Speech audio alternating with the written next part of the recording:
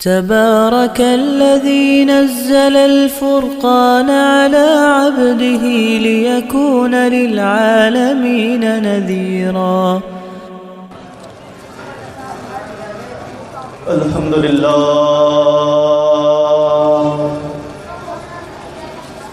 هو الله الذي لا إله إلا هو عالم الغيب والشهادة هو الرحمن الرحيم. هو الله الذي لا إله إلا هو الملك القدوس السلام المؤمن المهيمن العزيز الجبار المتكبر سبحان الله عما يشركون. هو الله الخالق البارئ المصور له الأسماء الحسنى يسبح له ما في السماوات والأرض وهو العزيز الحكيم. إن الحمد لله نحمده ونستعينه ونستغفره ونعوذ بالله من شرور أنفسنا ومن سيئات أعمالنا. من يهده الله فلا مضل له ومن يضلله فلا هادي له. وأشهد أن لا إله إلا الله وحده لا شريك له وأشهد أن محمدا عبده ورسوله. اللهم صل على محمد وعلى آل محمد كما صليت على إبراهيم وعلى آل إبراهيم إنك حميد مجيد. اللهم بارك على محمد وعلى آل محمد كما باركت على إبراهيم وعلى آل إبراهيم إنك حميد مجيد. أما بعد فإن خير الحديث كتاب الله وخير الهدي هدي محمد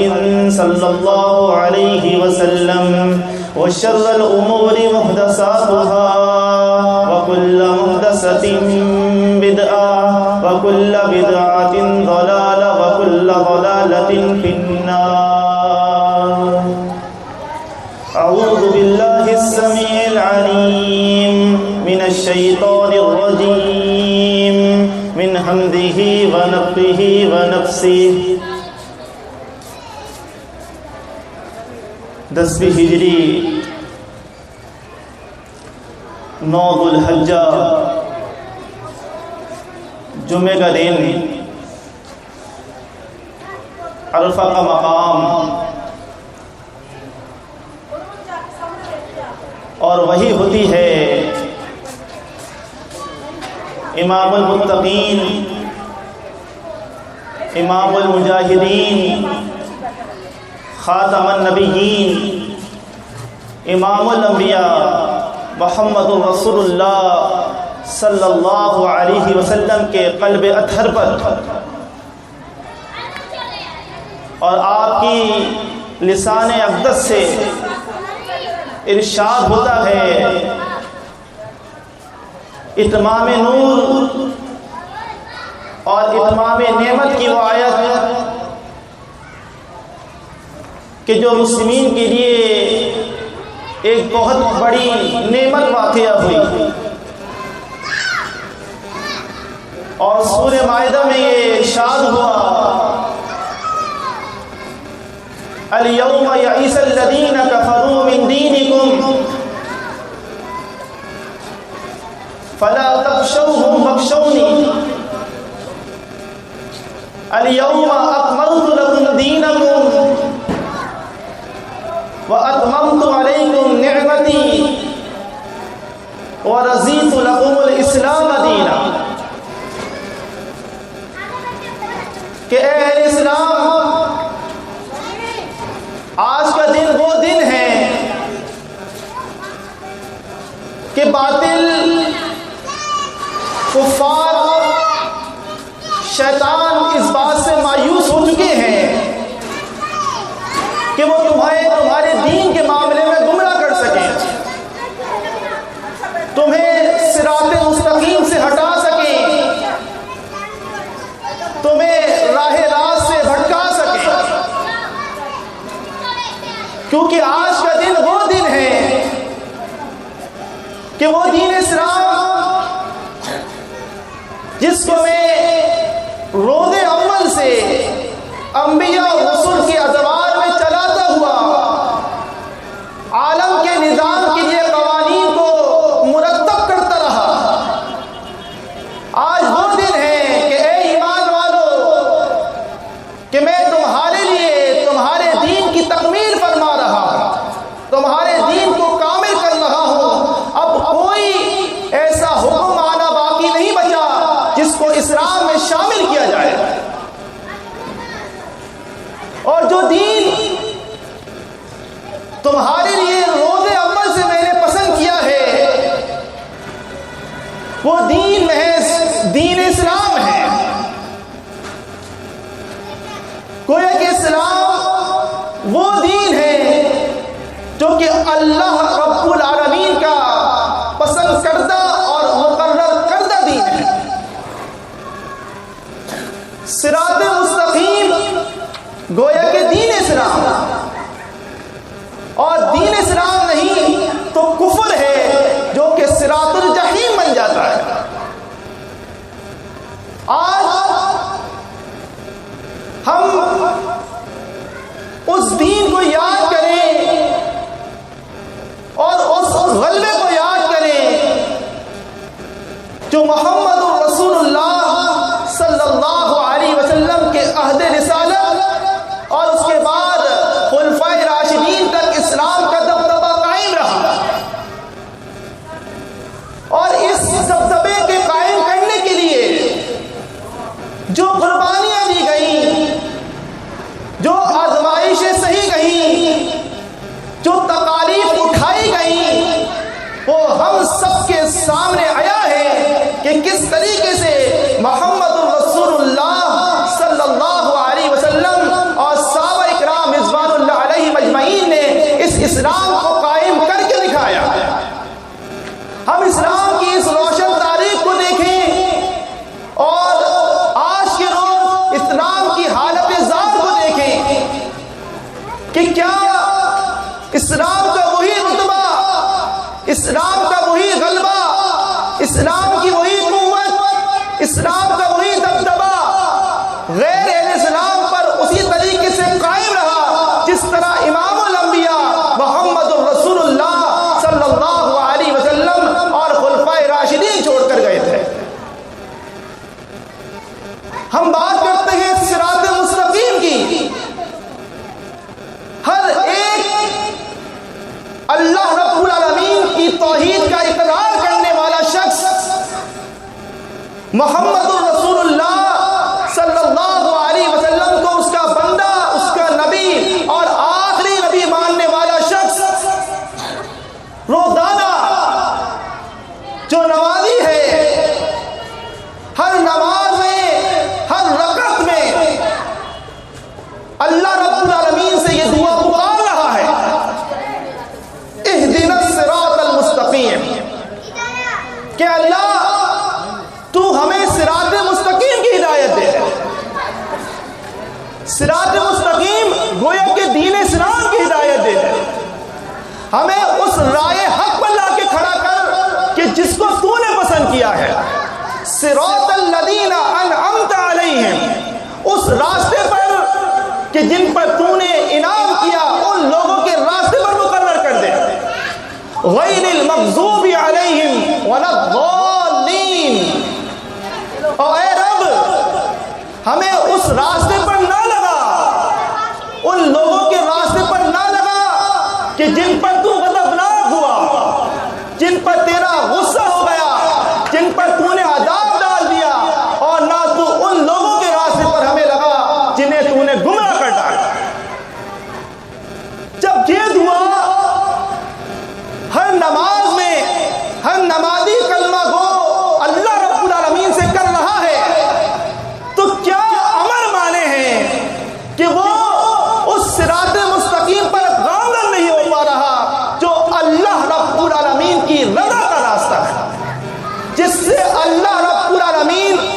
بندے سے خوش ہونے والا ہے۔ ہم اسلام کی اگر بات کرتے ہیں کہ ہم اہل اسلام ہیں، کلمہ گو ہیں، تو مجھے بتائیے کیا اسلام کو ہم نے اس حالت پہ قائم رہنے دیا جس پر محمد الرسول اللہ صلی اللہ علیہ وسلم چھوڑ کر گئے تھے؟ کیوں؟ یہ وعدہ اللہ رب العالمین سے ابلیس نے اس وقت کیا تھا کہ جب ابن آدم علیہ السلام کو ابو الآدم کی پیدائش کی گئی تھی۔ صراط مستقیم پر اس دن سے ابلیس، شیطان اور کفار لگے ہوئے ہیں کہ کسی طریقے سے اہل اسلام کو اس راستے سے بھٹکایا جائے۔ سورہ اعراف میں اللہ رب العالمین فرماتا ہے وَلَقَدْ خَلَقْنَاكُمْ ثُمَّ سَوَّرْنَاكُمْ، کہ اے لوگوں ہم نے تمہاری تخلیق کی اور ہم نے تمہیں اچھی صورتیں بخشی۔ ثُمَّ قُلْنَا لِلْمَلَائِكَةِ اسْجُدُوا لِآدَمَ، پھر جب ہم نے آدم میں روح پھونک دی، ہم نے فرشتوں سے کہا کہ تم تمام کے تمام آدم کے لیے سجدہ ریز ہو جاؤ۔ اللہ رب العالمین نے یہ فضیلت بخشی انسانیت کو کہ ملائک اور فرشتوں کو یہ حکم دے ڈالا کہ آدم کے آگے سجدہ ریز ہو جاؤ۔ اور آزمائش تھی اس میں ہر اس شخص کے لیے جو اس گروہ میں اس وقت موجود تھا کہ وہ اللہ رب العالمین کے اس حکم کی کس قدر تعمیر کرتا ہے۔ فسجدوا، وہ تمام کے تمام فرشتے سجدہ ریز ہو گئے الا ابلیس، سوائے ابلیس کے، لم یکن من الساجدین، اور وہ سجدہ کرنے والوں میں سے نہ ہوا۔ اللہ رب العالمین اس سے پوچھتا ہے قال ما منعک الا تسجد اذ امرتک، اے ابلیس کس چیز نے تجھے اس بات سے روکا کہ جب میں نے تجھے حکم دیا ہے کہ تو آدم کو سجدہ کر اور تو سجدہ کرنے والوں میں سے نہ ہوا۔ آج قیاس اور اجتہاد کی بات کی جاتی ہے، فخر اور کبر بیان کیا جاتا ہے۔ یہ قیاس سب سے پہلے اگر کسی نے ایجاد کیا تو وہ مردود ابلیس تھا، اور اس قیاس کو، اس ہیلے کو، اس بہانے کو اس نے پیش کیا اللہ رب العالمین کے سامنے، اور فخر اور تکبر بتایا انا خیر منہ، میں کیسے اس ادنا آدمی کو سجدہ کروں، میں تو اس سے بہتر ہوں۔ ہم سنتے ہیں اس بات کو کہ کیسے آپ تمام دنیا کو چھوڑ کر محض حق پر نہ گئے ہیں، پوری دنیا میں بھلائی موجود ہے، یہ دوسرے تمام جماعتیں تم سے کہیں زیادہ بہتر ہیں، بڑے بڑے مدارس ہیں، بڑے بڑے علماء ہیں، بڑی بڑی مساجد ہیں، بڑے بڑے مکاتب فکر ہیں، انا خیر منہ، ابلیس کا بھی یہی دعویٰ تھا کہ میں اس سے بہتر ہوں، اور اس کے ساتھ یہ قیاس پیش کیا اس نے اس وقت خلقتنی من نار وخلقتہ من طین، اے اللہ تو نے مجھے آگ سے پیدا کیا ہے اور اس آدم کو تو نے مٹی سے پیدا کیا ہے، یہ کیسے ممکن ہے کہ ایک آگ ایک مٹی کے سامنے سجدہ ریز ہو جائے؟ اس رب تعالیٰ کے حکم کو جس نے اس کی تخلیق فرمائی تھی جانتے ہوئے وہ اس بات کا انکاری ہو گیا محض اپنی عقل پر چلنے کی وجہ سے، اپنے قیاس کو بنیاد بنا کر اور اس میں تکبر اور فخر کر قال فاہبط منہا، اللہ رب العالمین نے اس سے فرمایا بس پھر تو یہاں سے اتر جا، تیرا یہاں پر رہنا اللہ رب العالمین کو اب گوارا نہیں ہے۔ فما یقول لک ان تتکبر فیہا، تیرے لیے یہ بات زیبا نہیں دیتی۔ اللہ رب العالمین تکبر، اللہ رب العالمین تجھے یہ بات دیبا نہیں دیتی کہ اللہ متکبر کے سامنے تو تکبر کر. فَخْرُجْ إِنَّكَ مِنَ الصَّاغِرِينَ، بس تو یہاں سے نکل جا، بے شک تو رسوائی اٹھانے والوں میں سے ہوگا. قَالَ أَنذِرْنِي إِلَىٰ يَوْمِ يُبْعَثُونَ، اس نے یہ درخواست کی، اے میرے رب بروز قیامت اٹھائے جانے والے دن تک تو مجھے مہلت دے دے. قَالَ إِنَّكَ مِنَ الْمُنذَرِينَ، فرمایا تجھے مہلت دی جاتی ہے. قَالَ فَبِمَا أَغْوَيْتَنِي لَأَقْعُدَنَّ لَهُمْ صِرَاطَكَ الْمُسْتَقِيمَ. اس وقت اس نے اللہ سے یہ دعویٰ کیا تھا، اس وقت اس نے یہ وعدہ کیا تھا کہ جس طرح اس آدم کی وجہ سے تو نے مجھے گمراہ کر دیا، اب میں آدم اور اولاد آدم ان تمام کے لیے تیرے صراط مستقیم پر جا کر بیٹھ جاؤں گا، تیرے سیدھے راستے پر جا کر کھڑا ہو جاؤں گا، ان کو روکوں گا، ان کو گمراہ کروں گا، ان کو اپنے ساتھ اس جہنم کی آگ میں داخل کر دوں گا. ثم لآتینہم من بین ایدیہم ومن خلفہم وعن ایمانہم وعن شمائلہم، پھر میں ضرور بضرور ابن آدم کے آگے سے بھی آؤں گا، اس کے پیچھے سے بھی آؤں گا، اس کے دائیں سے بھی آؤں گا، اس کے بائیں سے بھی آؤں گا. وَلَا تَجِدُ أَكْثَرُهُمْ شَاكِرِينَ، اور اے رب تو ان میں سے اکثریت کو ناشکرا پائے گا، ان میں سے اکثریت تیرے صراط مستقیم کا انکار کر دیں گے، ان کی اکثریت گمراہی کا راستہ اختیار کرے گی، راہ راست سے بھٹک جائے گی. قَالَ اخرج مِنْهَا مَذْمُومًا مَدْحُورًا، اللہ رب العالمین نے فرمایا تو یہاں سے نکل جا، بے شک تو ناخواندہ اور تو یہاں پر دھتکار دیا گیا ہے. لَمَن تَبِعَكَ مِنْهُمْ لَأَمْلَأَنَّ جَهَنَّمَ مِنْكُمْ أَجْمَعِينَ، اور اس بات کو یاد رکھو ابن آدم میں سے جس نے بھی تیری پیروی کی، جو کوئی بھی صراط مستقیم سے بھٹکا، جس کسی نے تیرے راستے کو اختیار کیا، تیری اطاعت کی، تیری بات مانی، میں کسی کا کوئی لحاظ نہیں کروں گا. میں ان تمام کے تمام کو جہنم کی آگ میں جھونک دوں گا، تم سب جہنم کی آگ میں جلا دیے جاؤ گے. گویا کہ صراط مستقیم اللہ رب العالمین کا راستہ ہے اور صراط الجحیم ابلیس کا راستہ ہے. صراط مستقیم امن و سلامتی کا راستہ ہے، صراط جحیم بغاوت اور سرکشی کا راستہ ہے. صراط مستقیم حق کا راستہ ہے اور صراط الجحیم ناحق کا، باطل کا راستہ ہے. صراط مستقیم دین اسلام پر چلنا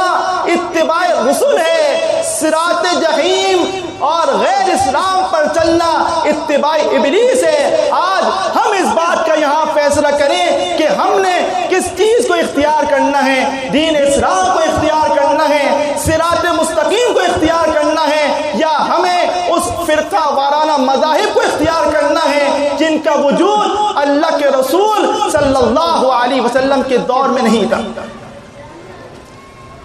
بات بڑی واضح ہے کہ اگر کوئی چیز صراط مستقیم ہو سکتی ہے،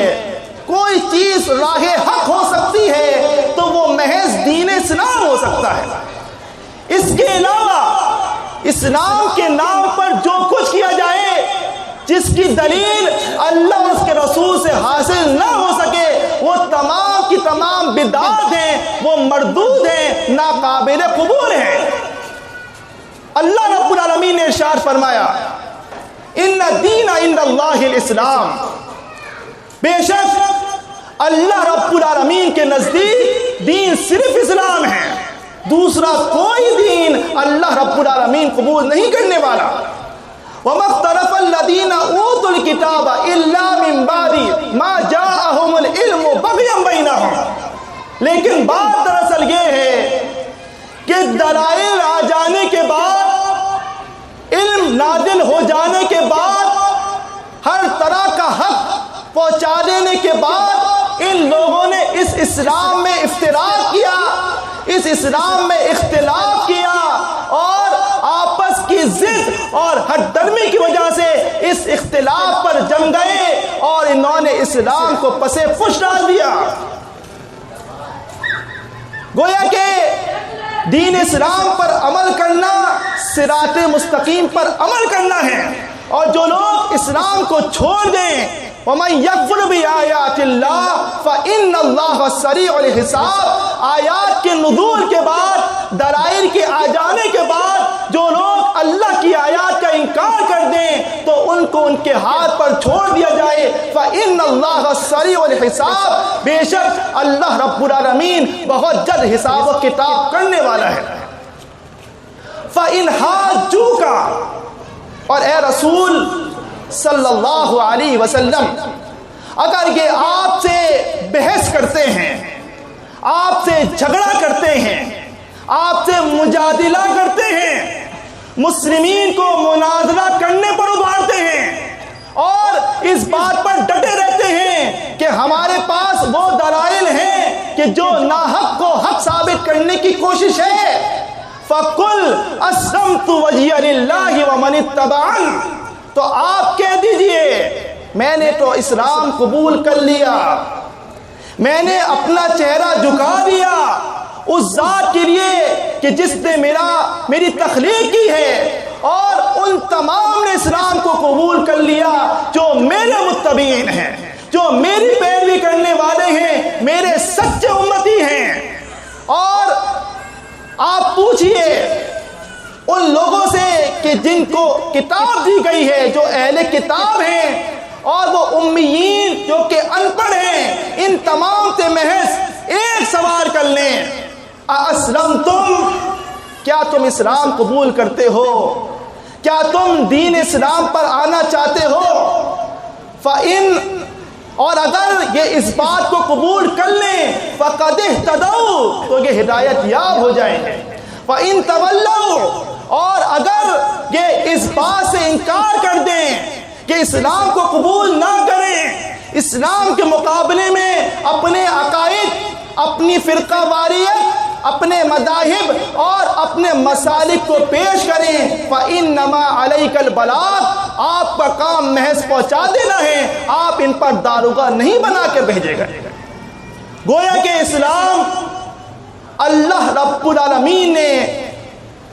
پورے قرآن مجید میں جہاں کہیں انبیاء رسول کے دین کا ذکر کیا ہے وہ محض دین اسلام کا ذکر کیا ہے، اور انبیاء رسول کے ماننے والوں کا جہاں کہیں ذکر کیا ہے وہ محض مسلم ذکر کیا ہے۔ اس کے علاوہ دیگر جتنی چیزیں ہیں جو کہ اسلام کے نام پر کی جانے والی ہو یا اسلام سے منسوب کی جاتی ہو، وہ تمام کی تمام مردود ہیں، کیونکہ اللہ رب العالمین نے ارشاد کر دیا الیوم اکملت لکم دینکم، کہ اللہ نے تمہارے دین کو دین کامل بنا دیا۔ آپ سوچتے ہوں گے کہ 4 مذاہب کو حق کہا جاتا ہے، 4 ائمہ کو برحق تسلیم کیا جاتا ہے، اور 4 کے 4 میں سے کسی ایک کی تقلید کو لازم قرار دیا جاتا ہے۔ ایک سوال ہے کہ جب یہ 4 ائمہ نہیں تھے تو اہل اسلام کس کی پیروی کیا کرتے تھے؟ اہل اسلام کس کی تقلید کیا کرتے تھے؟ محمد الرسول اللہ صلی اللہ علیہ وسلم جس دین کو پیش کر رہے تھے، جس دین پر عمل کر رہے تھے، اور آپ کا کلمہ پڑھنے والے جس چیز پر آ رہے تھے، وہ ان 4 ائمہ یا 4 مذاہب یا 4 فقہ میں سے کس فقہ کو تسلیم کرتے تھے، کس فقہ پر چلا کرتے تھے؟ آپ کا جواب ہوگا یقیناً محمد الرسول اللہ صلی اللہ علیہ وسلم کا عہد رسالت، اس کے بعد صحابہ کرام رضوان اللہ علیہم اجمعین کا دور، ان تمام ادوار میں صرف ایک چیز تھی جو اہل اسلام تسلیم کرتے تھے، وہ دین اسلام تھا۔ تو گویا کے بات واضح ہو گئی کہ اس کے بعد جو کچھ شامل کیا گیا،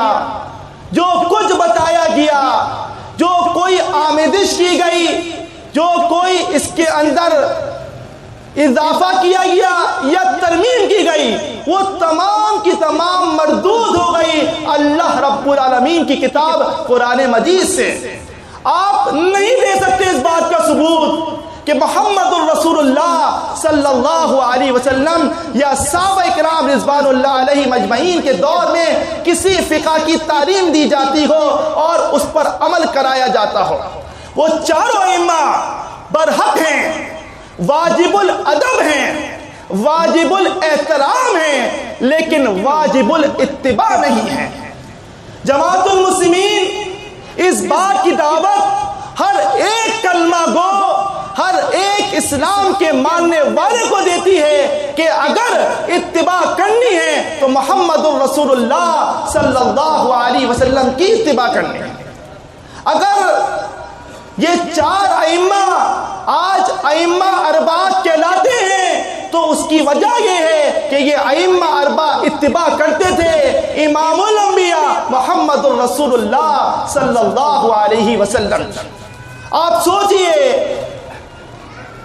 کہ اسلام کی یہ تاریخ جہاں محمد صلی اللہ علیہ وسلم خلفائے راشدین چھوڑ کر گئے اور اسلام کی آج کی حالت زار جہاں کہیں اسلام کے ماننے والے موجود ہیں، اللہ رب العالمین کا کلمہ پڑھنے والے موجود ہیں، دنیا کے ہر کونے میں ان کو ذلیل کیا جا رہا ہے، ان کو رسوا کیا جا رہا ہے۔ کسی نے سچ کہا ہے فَلْيَبْقِ عَلَى الْإِسْلَامِ مَنْ كَانَ بَاقِيًا، اگر کسی کو رونا ہے تو وہ آج اسلام کی اس حالت پر روئے جو ہم نے اپنے ہاتھوں سے بنا دی ہے۔ ہم دیکھیں امام الانبیاء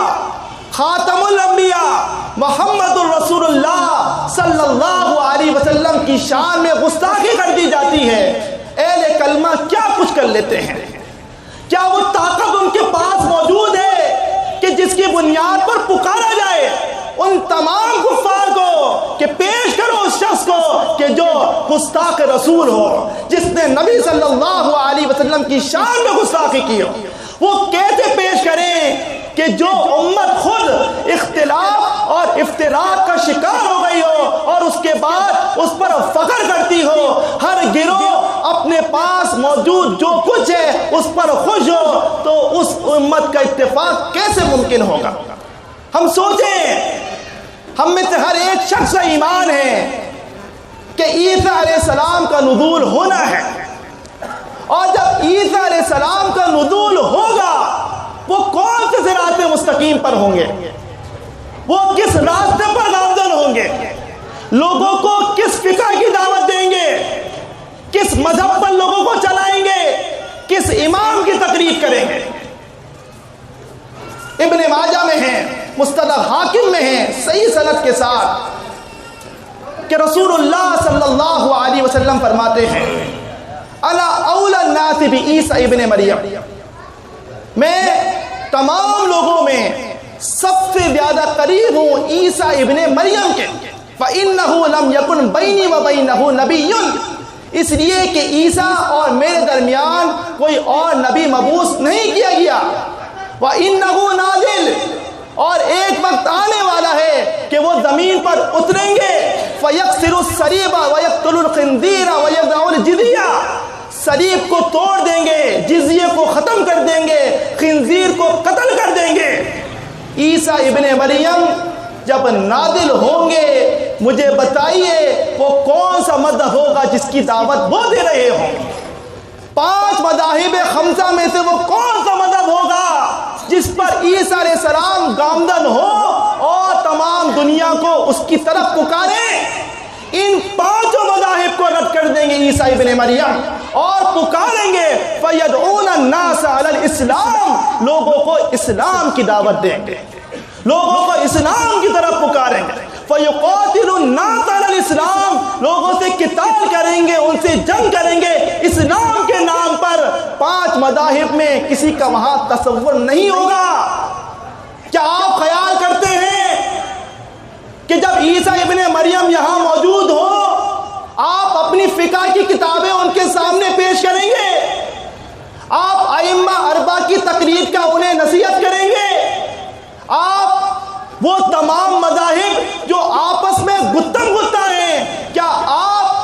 فقہ کو اٹھا کر، ان مسائل کو لے کر، ان فتاووں کو اٹھا کر، اس اجتہاد اور قیاس کو لے کر جس پر آج امت میں تفرقہ بازی کی گئی، کیا عیسیٰ ابن مریم اس کو قبول کریں گے؟ آپ اس بات کو سمجھ لیجئے، نہ آپ کے فرقوں کا تصور محمد صلی اللہ علیہ وسلم کے دور میں تھا، اور نہ ان فرقوں کا تصور عیسیٰ ابن مریم علیہ السلام کی خلافت میں ہوگا۔ فَيُولِكُ اللَّهُ مِلَّةَ كُلِّهِ إِلَّا الْإِسْلَامِ، ان کے دور میں اللہ رب العالمین تمام کی تمام ملتوں کو ہلاک کر دے گا،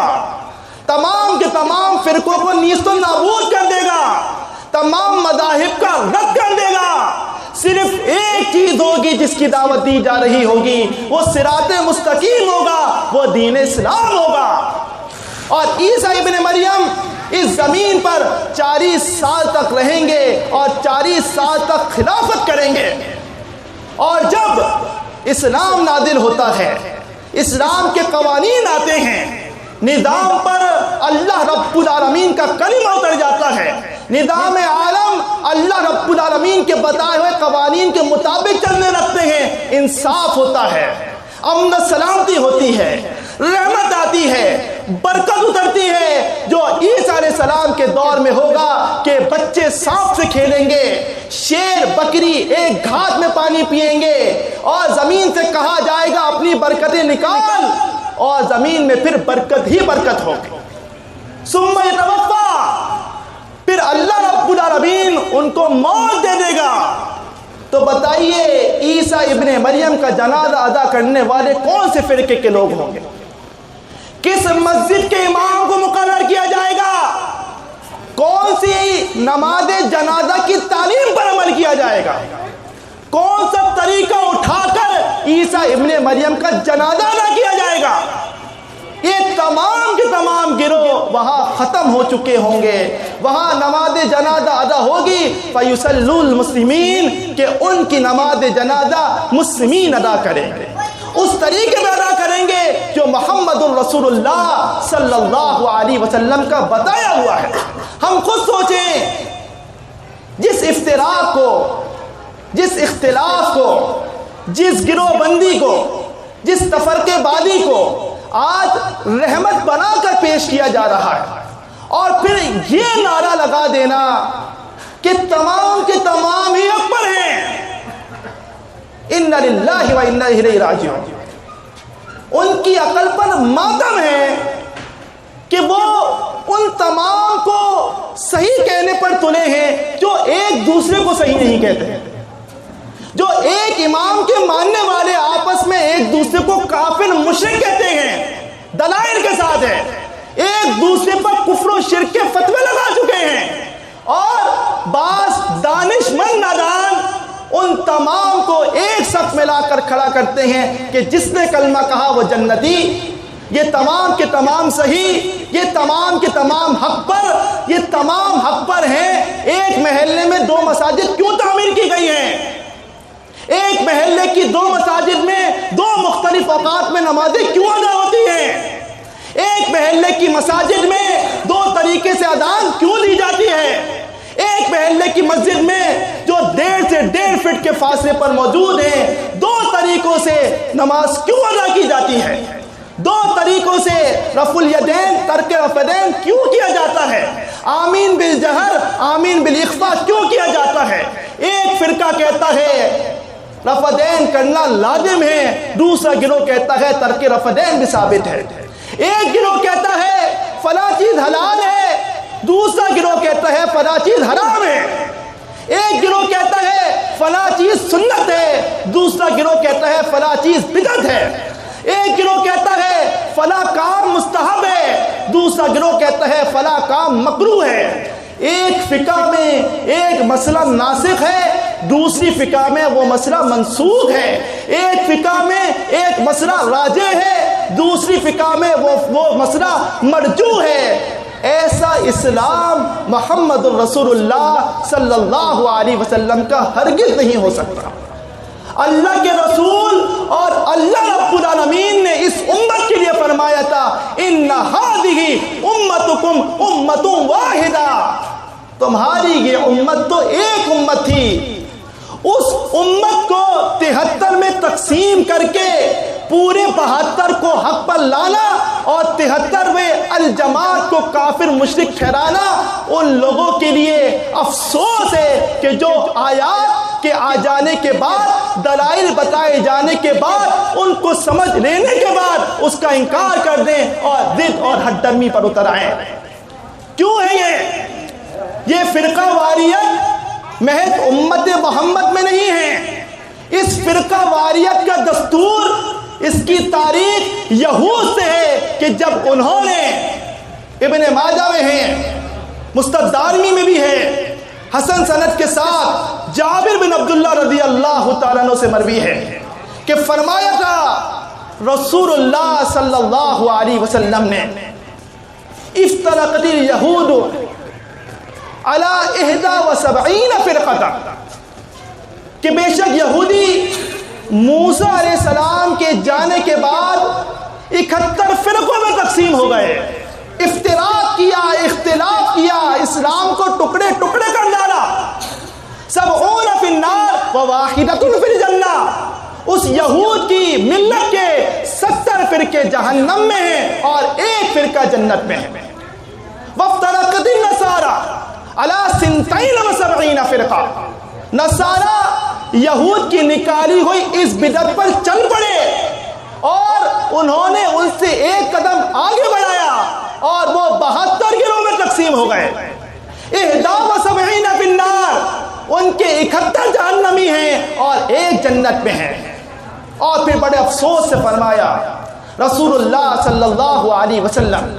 والذی نفسی محمد بیدہ، قسم اس ذات کی جس کے ہاتھ میں محمد کی جان ہے، لتفترق امتی علی 73 فرقہ، میری یہ امت بھی یہود و نصارہ کی پیروی کرتے ہوئے، ان کے پیچھے چلتے ہوئے، ان کی اس بدعت پر عمل کرتے ہوئے، یہ ایک اسلام، ایک امت، ایک قرآن اللہ رب العالمین نے ایک ملت بنا کر بھیجا تھا، میری یہ امت اس کو 73 فرقوں میں تقسیم کر دے گی۔ 72 فی النار، جس پہ 72 جہنم میں ہوں گے، وہ واحدۃ فی الجنہ، اور ایک جنت میں جائے گا۔ اب بتائیے وہ 72 کیا یہود و نصارہ میں سے ہیں؟ کیا ان 72 گروہ نے اللہ رب العالمین کا کلمہ نہیں پڑھا؟ کیا ان 72 گروہ نے محمد صلی اللہ علیہ وسلم کو رسول نہیں مانا؟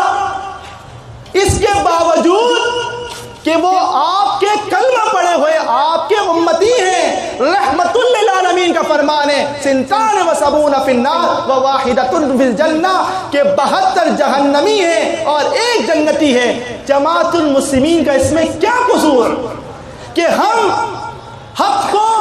اسی طریقے سے بیان کر دیتے ہیں جیسے کہ اللہ رب العالمین نے اور محمد الرسول اللہ صلی اللہ علیہ وسلم نے بیان کر دیا۔ کیا ہم فرقہ واریت کو کفر کے بجائے توحید پر لے آئے، یا ہم فرقہ واریت کو شرک کرنے کے بجائے ایمان سمجھنے لگے، یا ہم فرقہ واریت کو بدعت کے بجائے سنت بنا ڈالیں؟ تو کیا ہم اللہ رب العالمین کے مجرم نہیں ہوں گے؟ اللہ رب العالمین کے ہاں پکڑ نہیں ہوگی کہ اللہ رب العالمین نے وہ تمام واضح دلائل اس کتاب میں بین بنا کر، فرقان بنا کر بھیجے، اس کے باوجود ہم اس کو اپنے پسے پش ڈال دیں، اس قرآن کی تعلیمات کو چھوڑ دیں؟ کہیں ایسا نہ ہو کہ سورہ فرقان میں ہے کہ رسول اپنے رب کے پاس شکوہ کر رہے ہو، وقال الرسول یا ربی ان قوم اتخذوا ھذا قرآنا مہجورا، اے میرے رب میری اس قوم نے اس قرآن کو پسے پش ڈال دیا، اس قرآن کی تعلیمات کو چھوڑ دیا تھا۔ آج یہ دھوکہ نہیں چلنے والا کہ تمام کے تمام جنتی ہیں اور تمام کے تمام کے لیے سرٹیفکیٹ موجود ہے۔ اگر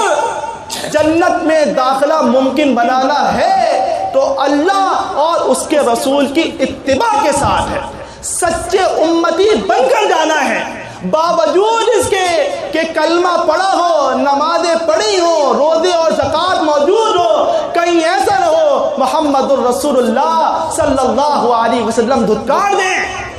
صحیح بخاری میں ہے کتاب الرقاق میں، صحیح مسلم میں ہے کتاب الفضائل میں، کہ فرمایا رسول اللہ صلی اللہ علیہ وسلم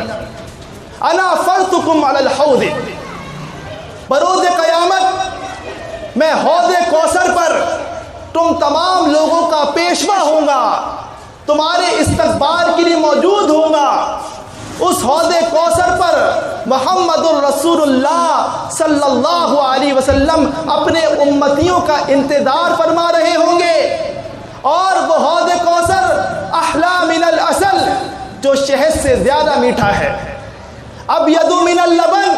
دودھ سے زیادہ سفید ہے۔ جو شخص ایک بار اس کا پانی پیے گا اس کے بعد اسے کبھی پیاس نہیں لگے گی۔ اور فضیلت ہے کہ امام الانبیاء محمد الرسول اللہ صلی اللہ علیہ وسلم اپنے مبارک ہاتھوں سے اپنے امتیوں کو وہ پانی پلائیں گے۔ اللہ رب العالمین ہمیں ان لوگوں میں شامل فرما دے۔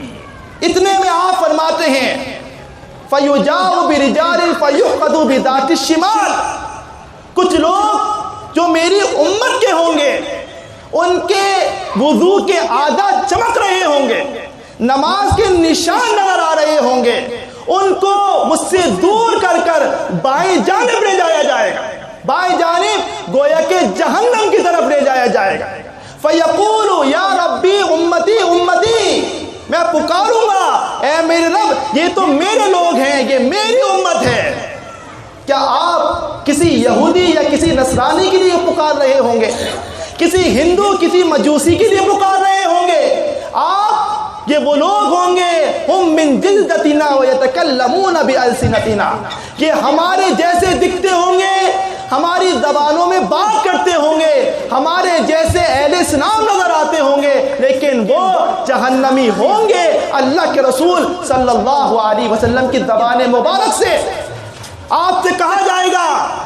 انک لا تدری ما احدثوا بعدک، اے رسول صلی اللہ علیہ وسلم آپ نہیں جانتے، آپ کو نہیں معلوم، کیونکہ آپ عالم الغیب نہیں ہیں۔ آپ کے جانے کے بعد انہوں نے کیسے آپ کے دین میں بدعت نکالی، آپ کے دین کی سنتوں کو بدل ڈالا، آپ کے طریقے پر یہ قائم نہ رہے۔ فَقَقُولُوا كَمَا قَالَ عَبْدُ الصَّالِحِ، تو میں وہی الفاظ کہوں گا جو اللہ کے نیک بندے عیسیٰ علیہ السلام کے الفاظ ہیں، كُنْتُ شَهِيدًا مَا دُمْتُ فِيهِمْ، اے رب العالمین جب تک میں ان کے درمیان موجود تھا، جب تک میں ان کا نگران تھا، میں نے انہیں اس چیز سے باز رکھا تھا، ان میں اختلاط نہیں ہونے دیا، لیکن فلما توفیتنی کنت انت الرقیب علیہم، جب تو نے مجھے آسمان پر اٹھا لیا تو ان پر نگران تھا، تو ان پر گواہ تھا، تو بہتر جانتا ہے کہ انہوں نے میرے جانے کے بعد کیا کیا۔ اور ایک آخری سفارش رسول اللہ صلی اللہ علیہ وسلم ان امتیوں کے لیے کریں گے، ان تغفر لهم ان تعذبهم فانهم عبادک، اے اللہ اگر تو انہیں عذاب دے دے تو یہ تیرے بندے ہیں، تو انہیں عذاب دے سکتا ہے، 72 کو جہنم میں ڈالنا ہے تو تو ڈال سکتا ہے، میں تجھے نہیں روک سکتا۔ وَإِن تَغْفِرْ لَهُمْ فَإِنَّكَ أَنْتَ الْعَلِيمُ الْحَكِيمُ، اور اگر تو انہیں معاف فرما دے تو تو غالب اور حکمت والا ہے۔ تیری رحمت جب جوش مارتی ہے تو پھر کافر کو بھی اللہ رب العالمین کی رحمت پہنچ جاتی ہے۔ لیکن بات دراصل یہ ہے لن تجد لسنت اللہ تبدیلا، اے رسول صلی اللہ علیہ وسلم آپ اللہ رب العالمین کے دستور میں، اللہ رب العالمین کے طریقہ کار میں، اللہ رب العالمین کے فیصلے میں کبھی کوئی تبدیلی نہیں پائیں گے۔ آپ سے کہا جائے گا انہم لم یزالوا علی اعقابہم منذ فارقتہم، اے رسول صلی اللہ علیہ وسلم جن کی آپ سفارش کر رہے ہیں، جن کے لیے آپ رحمت مانگ رہے ہیں، جن کے لیے آپ مغفرت کا استفسار کر رہے ہیں، یہ وہ لوگ ہیں آپ کے جدا ہو جانے کے بعد آپ کے دنیا سے چلے جانے کے بعد یہ اپنی ایڑیوں کے بل اسلام سے پھر گئے، اسلام کو پسے پش ڈال دیا، انہوں نے آپ کے ساتھ وفا نہ کی، انہوں نے اسلام کو اس کی اصل حالت سے بگاڑ کے رکھ دیا۔ یہ کس کے لیے الفاظ ہیں؟ یہ کلمہ گو کے لیے الفاظ، فرقوں کے لیے الفاظ ہیں، بدعت کو جاری کرنے کے لیے الفاظ ہیں، ان لوگوں کے ہیں کہ جو بدعت نکالتے ہیں، بدعت ایجاد کرتے ہیں، اس بدعت پر عمل پیرا ہوتے ہیں، نہ کرنے والے کو گستاخ اور کافر قرار دیتے ہیں، ان تمام کے لیے کہ جو ان بدعات پر عمل کرتے ہیں، ان سب کے لیے فرمایا کہ یہ اسلام سے ایسے پھر گئے، انہوں نے ایڑیوں کے بل اسلام کو چھوڑ دیا۔ جب یہ الفاظ سنیں گے رحمت للعالمین محمد الرسول اللہ صلی اللہ علیہ وسلم، تو آپ کا خود پھر یہ جواب ہوگا سحقن سحقن لمن غیر بعدی، دور کر دو انہیں مجھ سے، دور کر دو جنہوں نے میرے بعد میرے دین کو بدل ڈالا، جنہوں نے میرے بعد میرے دین کو اس کی حالت پر نہ رہنے دیا، ان تمام کو دور کر دو، ان کو جہنم کی آگ میں ڈال دو۔ کس کے لیے ہے یہ؟ ان تمام بدعات کے لیے ہے کہ جو اسلام میں دین سمجھ کر نکالی جاتی ہیں، اس پر عمل کرنے کو سنت کہا جاتا ہے اور اس کو افضل بنا کر ثواب کی نیت سے کیا جاتا ہے۔ اور اسلام میں اگر کوئی سب سے بڑی بدعت اس وقت موجود ہے تو وہ بدعت فرقہ واریت کی بدعت ہے، اور یہ فرقہ واریت کا ناسور ہے کہ جو اس پوری امت کو گھیرے ہوئے ہے، امت میں افتراق ڈالے ہوئے ہے، کلمہ گو کو متفق نہیں ہونے دے رہا۔ ہم دیکھ لیں چاہے کوئی بھی معاملہ ہو، کسی بھی طور پر ہو، یہاں ہمیں کوئی کنسیڈی نظر نہیں آتی۔ جس چیز کو محمد الرسول اللہ صلی اللہ علیہ وسلم بیان کر کے گئے، ان تمام چیزوں کو اگر ہم نے اس طریقے سے نہیں پکڑا اور اولیاء اور ائمہ، پیروں اور فقیروں کی پیروی میں لگے رہے، تو اللہ رب العالمین نے یہ فرما دیا اتبعوا ما انذر الیکم من ربکم ولا تتبعوا من دونہ اولیاء۔ پیروی تو صرف اسی چیز کی کرنی ہے جو تم پر تمہارے رب کی طرف سے نازل کیا گیا ہے، ولا تتبعوا من دونہ اولیاء، اس کے علاوہ اولیاء کی پیروی نہیں کرنی، چاہے کوئی کتنا ہی متقی پرہیزگار کیوں نہ ہو، کوئی کس قدر عبادت گزار کیوں نہ ہو، کوئی کس قدر با عمل کیوں نہ ہو، کوئی کس قدر سنت کا پیروکار کیوں نہ ہو، اگر وہ امتی ہے تو اس سے کسی امتی کی نسبت نہیں جڑ سکتی۔ امتی کو اگر نسبت جوڑنی ہے تو محمد الرسول اللہ صلی اللہ علیہ وسلم سے جوڑنی ہے۔ جماعت المسلمین صراط مستقیم کو بتانے کے لیے، سیدھے راستے پر چل کر منزل مقصود تک پہنچنے کے لیے، ہر اس کلمہ گو کی یہ دعا اہدنا الصراط المستقیم کو صحیح طور پر اپنانے کے لیے بیان کر رہی تھی، بیان کر رہی ہے، بیان کرتی رہے گی۔ فاشہدوا بأننا مسلمون، کہ آپ اس کو قبول کریں یا نہ کریں،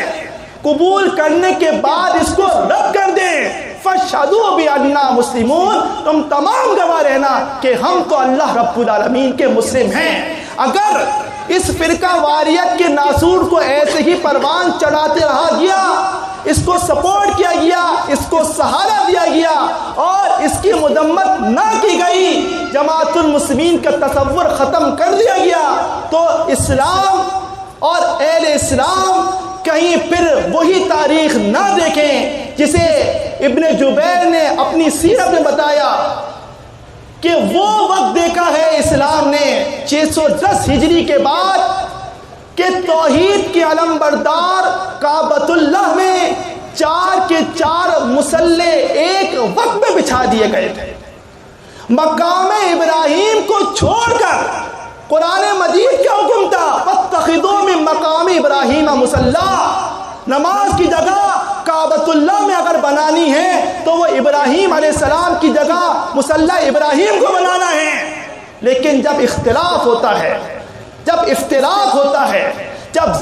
زدہ ہوتی ہے، ہر درمی آتی ہے، اپنے اقوال اوپر کیے جاتے ہیں، فخر، تکبر اور کبر آ جاتا ہے، اجتہاد، قیاس اور فتاوے نکالے جاتے ہیں، فقہ کو اسلام کے اوپر پیش کیا جاتا ہے، ائمہ کے اقوال کو امام الانبیاء کے اقوال کے اوپر رکھا جاتا ہے۔ تو اسلام نے پھر وہ تاریخ دیکھی ہے کہ کعبۃ اللہ میں مقام ابراہیم کو چھوڑ کر 4 مصلی بچھائے گئے تھے جس پر چاروں امام کھڑے ہو کر نماز پڑھاتے ہیں، حتیٰ کہ اللہ اکبر، حتیٰ کہ جب مغرب کی نماز کا وقت ہوتا تو نماز کا وقت کم ہونے کی وجہ سے چاروں امام ایک ہی وقت میں امامت کرتے تھے اور چاروں امام کے پیچھے ان کے ماننے والے نماز ادا کرتے تھے۔ یہ حالت تھی، ایک امام اللہ اکبر کہتا، دوسرا امام دوسرا مقتدی رکوع میں چلا جاتا، ایک امام سلام پھیرتا، دوسری جماعت میں موجود مقتدی سلام پھیر لیا کرتا۔ یہ کر دی تھی اسلام کی حالت۔ اس فرقہ واریت نے، اس افتراق اور اس اختلاف نے، حالانکہ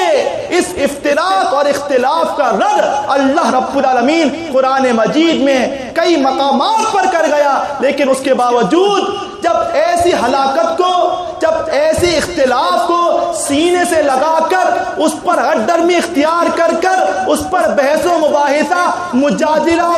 مناظرہ کر کر اہل اسلام کو اور صراط مستقیم کو ناحق ثابت کرنے کی کوشش کی جائے تو جماعت المسلمین اور اہل اسلام کے لیے یہ بات لازم ہے کہ کلمہ حق کا کہیں، قولوا قولا سدیدا پر عمل کریں، بات سیدھی اور سچی ہو کہ واعتصموا بحبل اللہ جميعا ولا تفرقوا۔ جماعت المسلمین اسی بات پر قائم ہے اور اسی کی پکار ان تمام لوگوں کو دیتی رہے گی کہ جو اس کو حاصل نہ کر سکے یا حاصل کرنے کے بعد جھٹلا گئے یا ان تک ابھی تک حق نہیں پہنچا، ان تمام سے میری گزارش ہے آنکھیں کھول کر امت کی اس حالت کو دیکھنے، اس امت کو اللہ رب العالمین نے ہر قسم کے مال و اسباب سے نوازا ہے، چاہے وہ زیر زمین ہو یا زمین کے اوپر ہو۔ یہ تمام قوتیں اور یہ تمام اہل اسلام اگر ایک چیز پر آ جائیں، ایک اسلام پر آ جائیں، ایک امت بنا لیں، ایک پلیٹ فارم پر جمع ہو جائیں، اپنا ایک حاکم وقت بنا لیں، ہم پھر تصور نہیں کر سکتے کہ محمد صلی اللہ علیہ وسلم کی شان میں کہیں گستاخی ہو، صحابہ اکرام رضوان اللہ علیہم اجمعین کے درمیان تفاضل ہو، صحابہ اکرام رضوان اللہ علیہم اجمعین کو سب و شتم کیا جائے۔